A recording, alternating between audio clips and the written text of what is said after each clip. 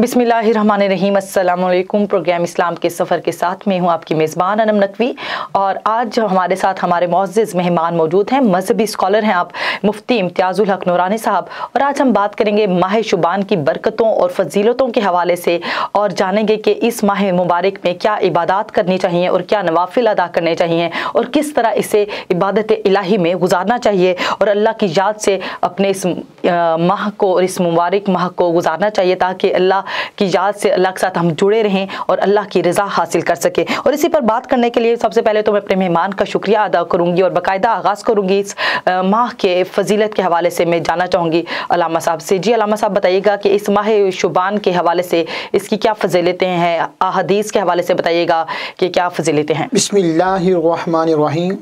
सबसे पहले मोहतरमा सैयदा अनम नकवी साहिबा, आपका बहुत बहुत शुक्रिया। आपने मुझे अपने प्रोग्राम इस्लाम का सफ़र में इनवाइट किया।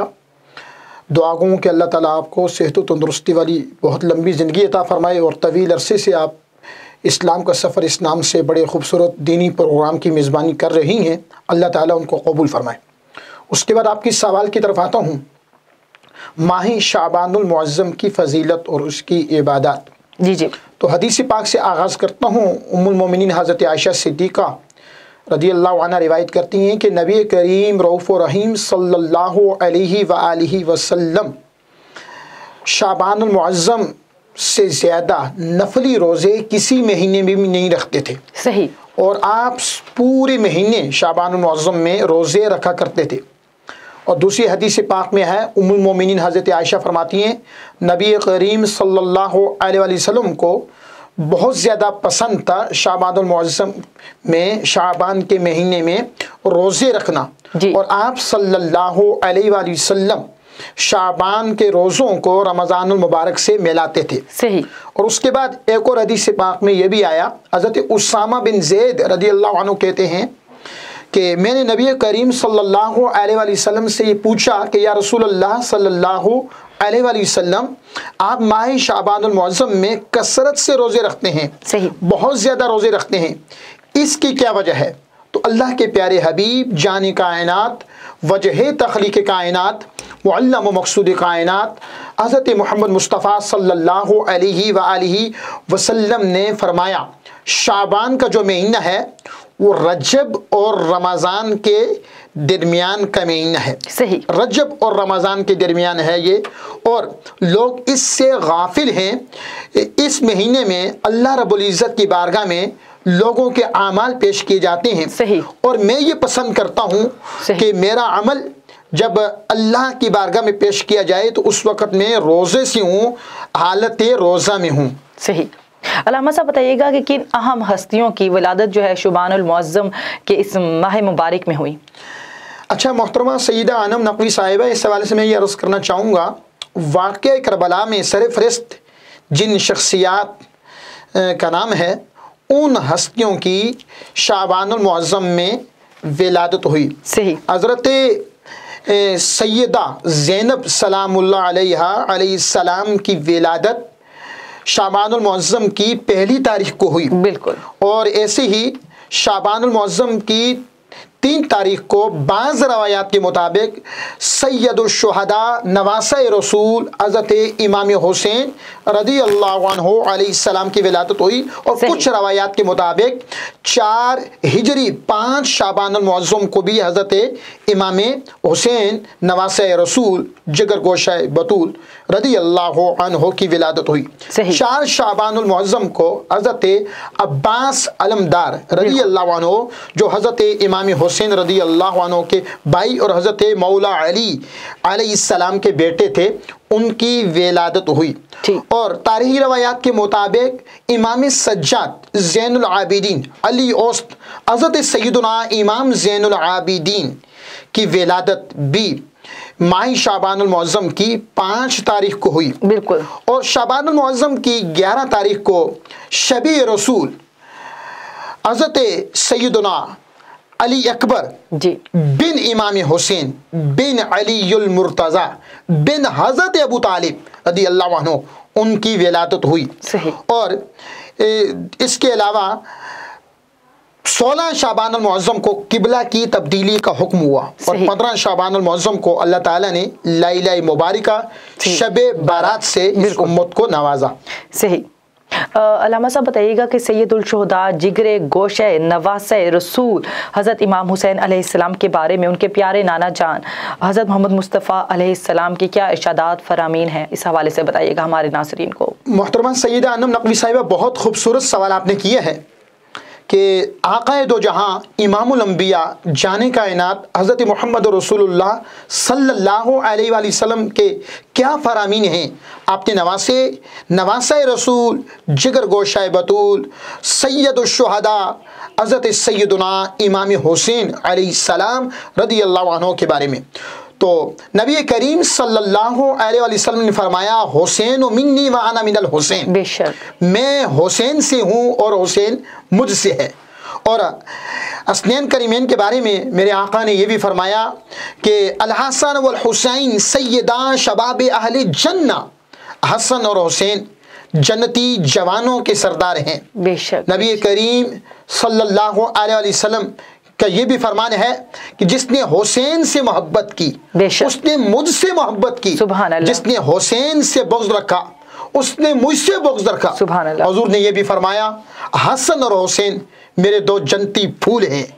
नबी करीम सल्लल्लाहु अलैहि वसल्लम को हज़रत सैयदना इमाम हुसैन रदियल्लाहु अन्हु से इतना प्यार था, आका करीम रऊफ़ रहीम सल्लल्लाहु अलैहि वसल्लम उनकी पेशानी को चूमा करते थे, उनके रुखसारों को चूमा करते थे, उनकी गर्दन को चूमा करते थे।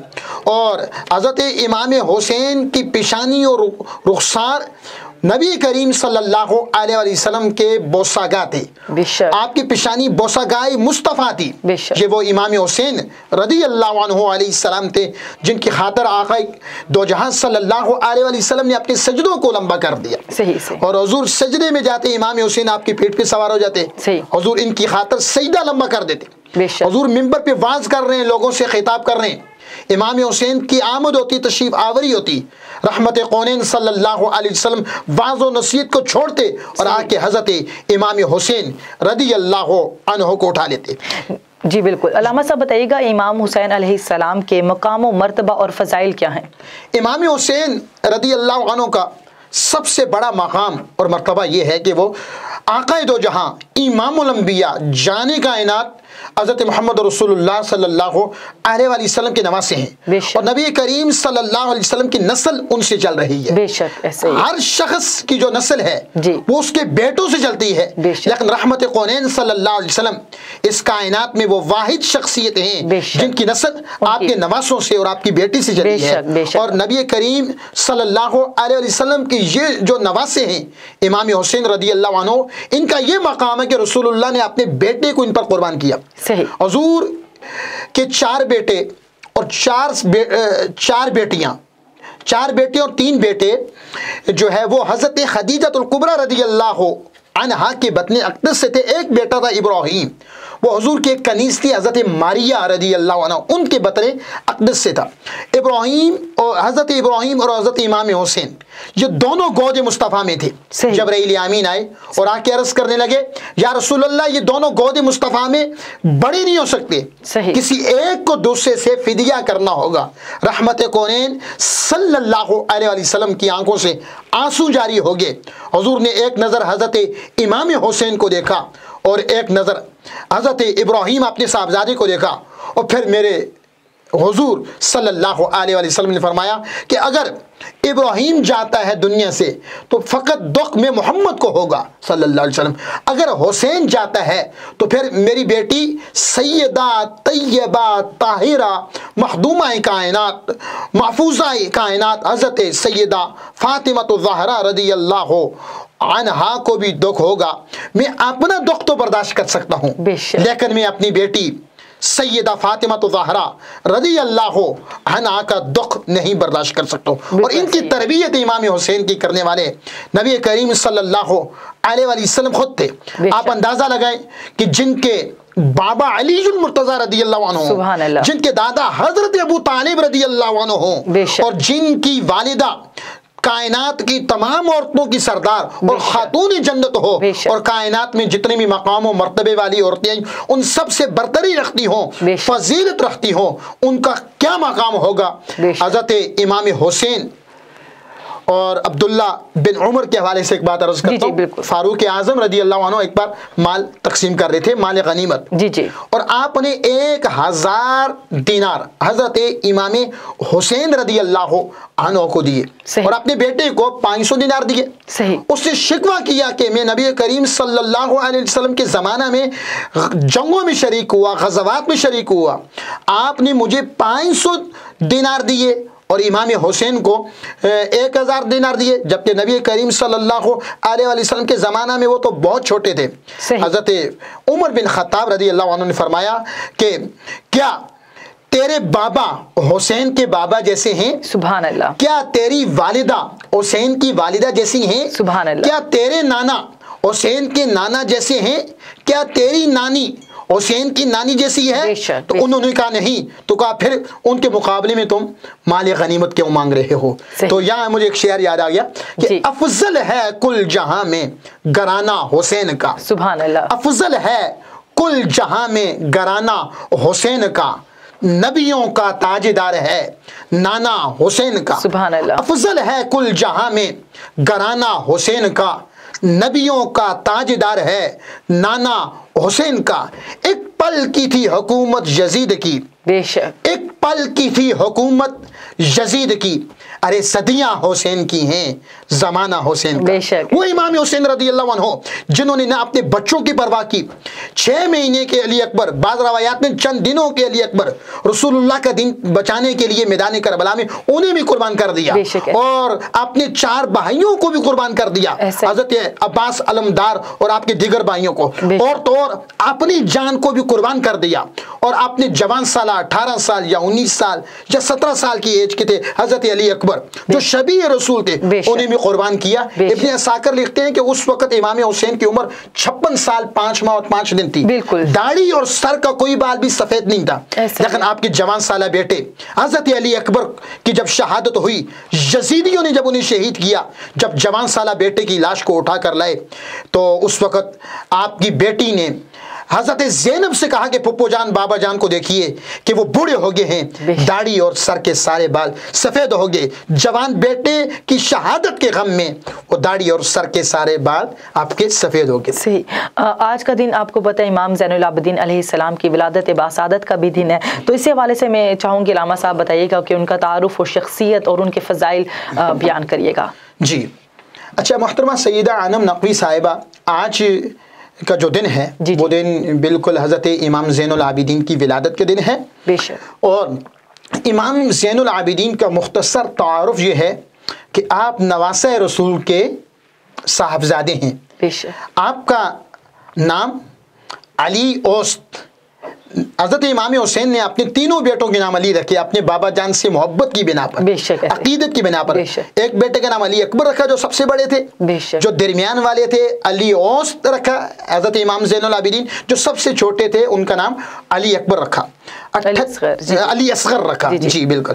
تو 38 ہجری میں حضرت امام زین العابدین کی مدینہ منورہ میں ولادت ہوئی، اور 2 سال آپ کی تربیت آپ کے دادا جان حضرت مولا علی مرتضی مشکل کشا شیر خدا رضی اللہ عنہ نے کی، اور 10 سال آپ اپنے تایا جان حضرت امام حسن رضی اللہ عنہ کی زیر سایہ رہے اور انہوں نے آپ کی تربیت کی۔ 11 سال امام حسین رضی اللہ عنہ کی خدمت میں رہے اور تمام ظاہری باطنی علوم سیکھے اور روحانی فیض بھی حضرت امام حسین رضی اللہ عنہ سے لیا۔ میدان کربلا میں آپ بھی گئے تھے اور شہادت کی اجازت آپ نے بھی مانگی تھی، لیکن چونکہ آپ بیمار تھے تو آپ کو امام حسین نے اجازت نہ دی اور فرمایا کہ تم ہی سے میری نسل آگے بڑھے گی، اور جو حسینی سادات ہیں تو وہ حضرت امام زین العابدین ہی سے ان کا سلسلہ آگے چلا ہے۔ امام زین العابدین کی جو کنیت ہے وہ ہے ابو الحسن، نام تو عرض کر چکا کہ علی اوست، اور ان کا لقب سجاد بھی ہے، امام سجاد اور زین العابدین بھی کہتے ہیں۔ زین العابدین بھی کثرت عبادت کی وجہ سے کہتے ہیں، اور سجاد بھی کثرت عبادت کی وجہ سے کہتے ہیں. آپ بہت زیادہ عبادت کرنے والے تھے, بہت زیادہ دوسروں کو معاف کرنے والے تھے, جود و سخا کے آپ پیکر تھے, بہت زیادہ لوگوں کو آپ عطا کرنے والے تھے, اور معاف کرنے کا یہ عالم تھا آپ کی شخصیت میں. ایک دن آپ کی ایک کنیز آپ کو وضو کروا رہی تھی, اور دوران وضو اس سے وہ پانی والا برتن گرا, آپ کے چہرے پہ لگا, وہ زخمی ہو گیا. آپ نے اس کی طرف دیکھا, اس نے معاف کرنے کی فضیلت پر جو قرآنی آئے تھے وہ پڑھی. آپ نے کہا جا, میں نے تجھے معاف بھی کر دیا ہے اور تجھے آزاد بھی کر دی ہے. اور امام زین العابدین کا جب وصال ہوا تو آپ کے کاندھے زخمی تھے. صحیح. گھر والوں سے پتہ چلا کہ آپ رات میں جب لوگ سب سو رہے ہوتے تھے تو سامان اٹھا کے لوگوں کے گھروں میں بانٹا کرتے تھے, غریبوں کی مدد کیا کرتے تھے, بے سہارا لوگوں کی مدد کیا کرتے تھے. لوگوں کی مدد و نصرت کی وجہ سے آپ کے وہ کاندھے زخمی ہو گئے. اور 100 گھرانہ مدینہ منورہ میں ایسا تھا کہ آپ ان کے گھر رات میں راشن پہنچایا کرتے تھے, اشیاء خور و نوش پہنچایا کرتے تھے. تب جا کے اس بات کا پتہ چلا, جب آپ کا وصال ہوا ان کے گھر اشیاء خور و نوش ختم ہوئی, پھر پتہ چلا کہ ان کو دینے والے امام زین العابدین. ایک بات اور کوٹ کرنا چاہوں گا, امام زین العابدین نے ساری زندگی اپنی والدہ کے ساتھ ایک برتن میں بیٹھ کے کھانا نہیں کھایا. صحیح. ہر ایک کی خواہش ہوتی ہے کہ والدہ کے پاس کوئی لمحہ گزارے, اور حدیث پاک ہے کہ جو ماں باپ کو مسکرا کے دیکھے گا اللہ تعالیٰ اس کو مقبول حج کا ثواب عطا کرے گا. والدین کی بڑی عظمت ہے. لیکن ساری زندگی حضرت سیدنا امام زین العابدین رضی اللہ عنہ علیہ السلام نے اپنی والدہ کے ساتھ ایک برتن میں بیٹھ کے کھانا نہیں کھایا.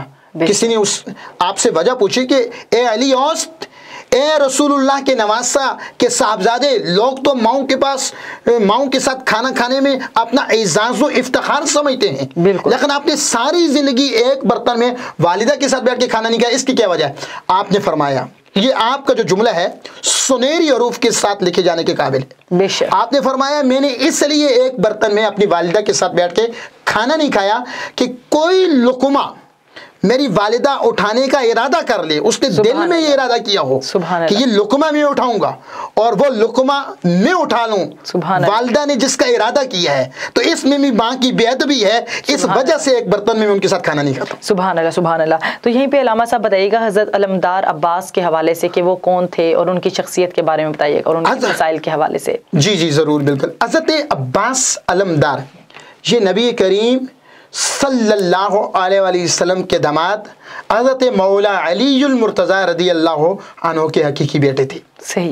اور ان کی والدہ کا نام بھی تھا فاطمہ کلابیہ, فاطمہ ان کی والدہ کا نام بھی, اور حضرت امام حسین کی والدہ کا نام بھی فاطمہ تھا.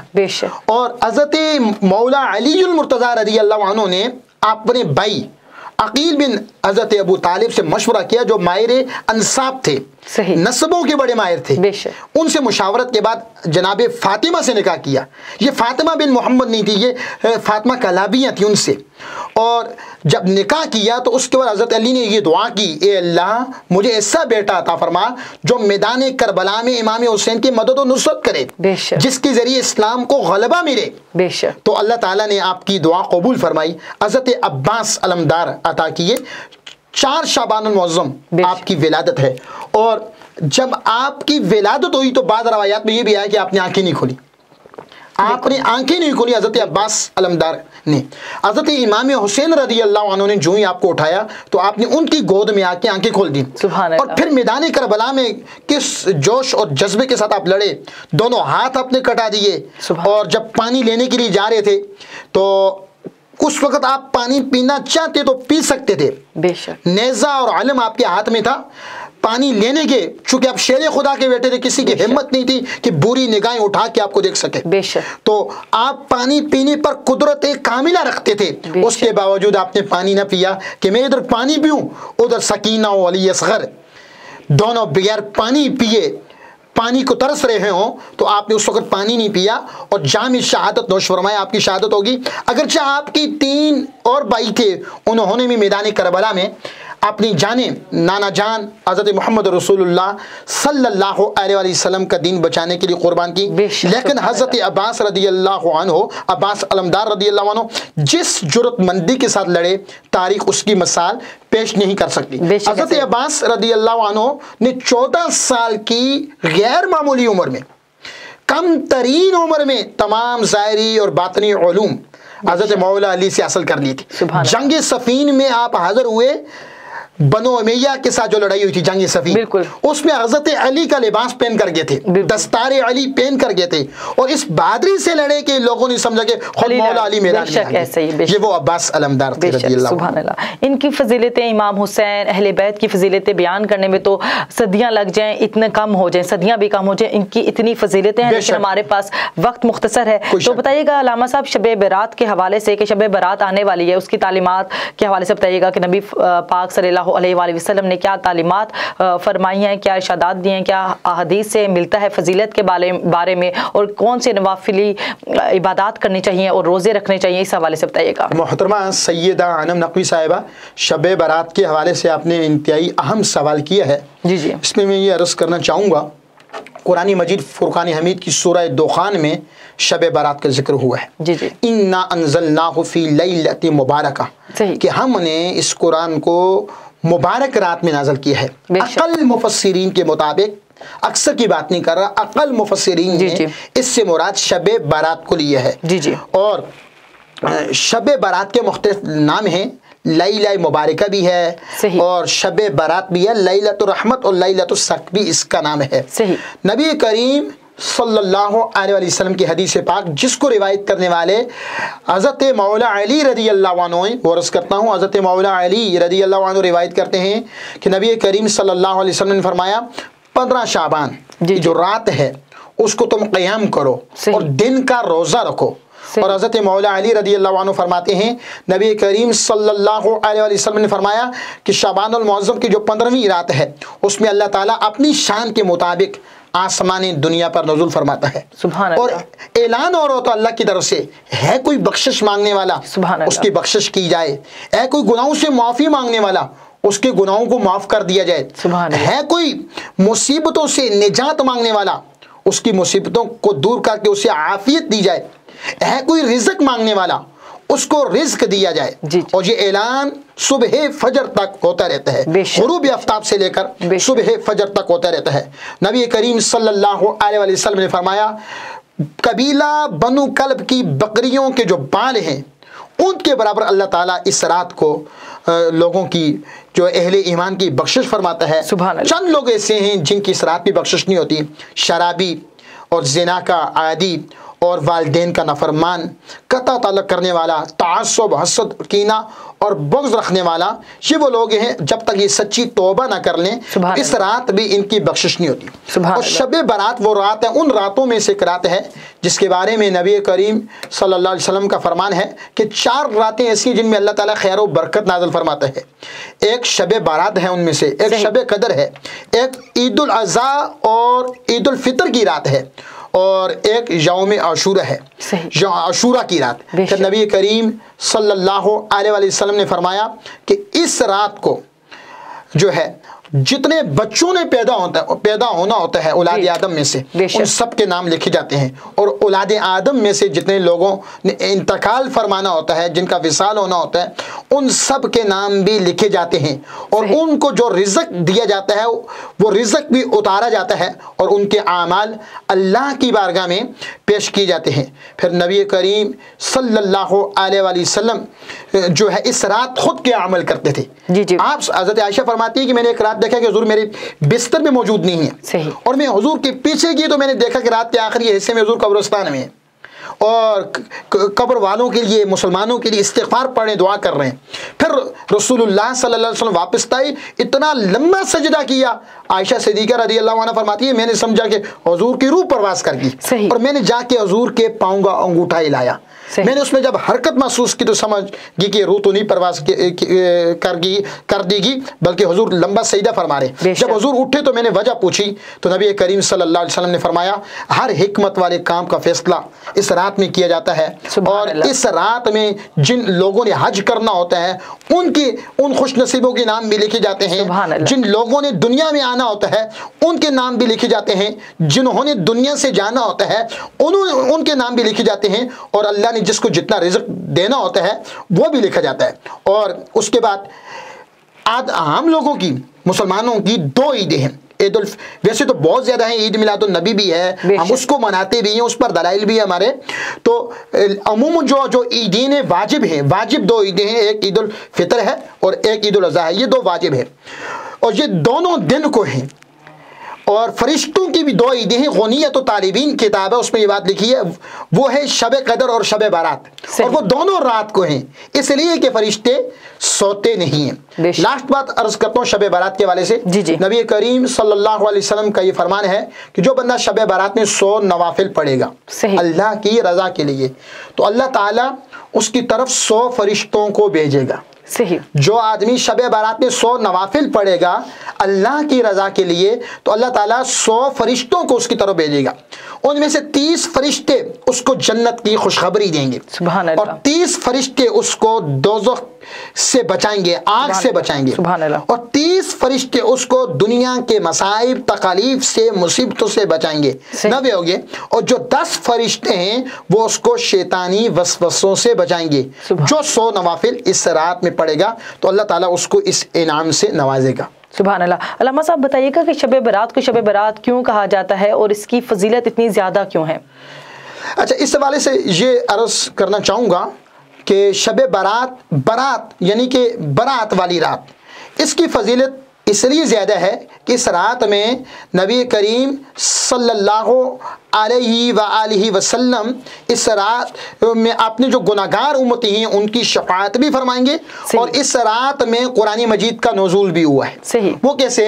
اب قرآن مجید کے بارے میں یہ بھی آیا کہ پارہ نمبر 2 سورہ بقرہ میں کہ شہر رمضان الذی انزل فیہ القرآن، تو یہ قرآن تو رمضان المبارک کے مہینے میں نازل کیا گیا ہے. صحیح. پارہ نمبر 30 کی سورہ قدر پڑھیں تو اس میں اللہ تعالیٰ ارشاد فرماتا ہے اِنَّا أَنزَلْنَاهُ فِي لَيْلَةِ الْقَدْرِ، ہم نے اس قرآن کو لیلۃ القدر میں نازل کیا ہے. وَمَا أَدْرَاكَ مَا لَيْلَةُ الْقَدْرِ، تم کیا جانو کہ لیلۃ القدر کیا ہے؟ لیلۃ القدر خیر من الف شہر، وہ تو 1000 مہینوں سے بہتر رات ہے. بے شک. اب یہاں 3 مختلف چیزیں بیان ہوگی. ایک آیت میں یہ آیا، سورہ دخان کی آیت میں یہ آیا کہ اِنَّا أَنزَلْنَا فِي لَيْلَةٍ مُبَارَكَةٍ، ہم نے اس رات کو لیلہ مبارکہ میں نازل کیا. عقل مفسرین کے مطابق وہ شب برات ہے. اور دوسری جگہ پارہ نمبر 30 میں آیا کہ ہم نے اس کو شب قدر یعنی رمضان المبارک کی 27ویں میں نازل کیا. تیسری جگہ فقط یہ آیا کہ شہر رمضان الذی انزل فیہ القرآن، ہم نے اس قرآن کو رمضان میں نازل کیا. اب تطبیق کیسے ہوگی ان دونوں میں، اعتراض دور کیسے ہوگا؟ تو جواب یہ ہے کہ اللہ تعالیٰ نے لوح محفوظ سے شب برات کے خوبصورت اور عظیم ترین موقع پر قرآن مجید آسمانی دنیا پر نازل کیا. سبحان اللہ. شب برات کے موقع پر. اور پھر لیلۃ القدر جو رمضان المبارک کی 27ویں رات ہے، اس میں اللہ تعالیٰ نے قرآن مجید کو آقا دو جہاں صلی اللہ علیہ وسلم کی سینہ مبارک پر آسمانی دنیا سے نازل فرمایا. صحیح. علامہ صاحب بتائیے گا کہ ماہ شعبان کا آغاز ہو چکا ہے، آپ کو پتہ ہے کہ تو ایسے کون سے اذکار ہیں جن کا ذکر ہمیں کثرت سے کرنا چاہیے اس ماہ مبارک میں؟ اس ماہ مبارک میں کثرت کے ساتھ نبی کریم رؤوف الرحیم صلی اللہ علیہ وسلم اور آپ صلی اللہ علیہ وسلم کے آل بیت پر درود و سلام پڑھنا چاہیے. بلکہ میں یہ سمجھتا ہوں کہ درود تو مکمل ہی نہیں ہے جس میں آل بیت کا نام نہ ہو. استغفار کثرت کے ساتھ کرنا چاہیے اور اللہ کا ذکر کرنا چاہیے.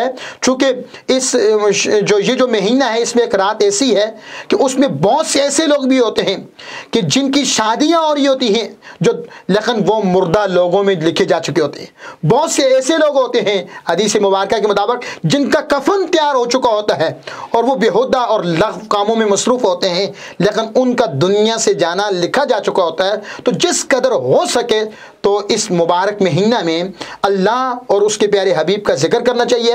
اور جن خوبصورت شخصیات، یہ فقط حسن اتفاق نہیں، اس میں بہت سی حکمتیں بھی ہیں، جن خوبصورت اور نامور شخصیات جو واقعہ کربلا میں سر فہرست ہیں ان کی ولادت ہوئی تو ان شخصیات کی جو تعلیمات ہیں ان کو فالو بھی کرنا چاہیے. بے شک بے شک. اسی کے ساتھ میں اپنے معزز مہمان کا شکریہ ادا کروں گی اور آپ سے ناظرین سے اپنی یہ بات کہنا چاہوں گی کہ اس ماہ مبارک کو اللہ اور اس کے رسول کی اطاعت کے مطابق گزاریں اور کوشش کریں کہ استغفار اور درود شریف کا اذکار جو ہیں کثرت سے کریں اور اپنے اہل خانہ کے لیے دعا کریں اور ہمیں بھی دعاؤں میں یاد رکھیں. اس کے ساتھ ہی اجازت دیجیے اپنی میزبان انم نقوی کو. اللہ حافظ.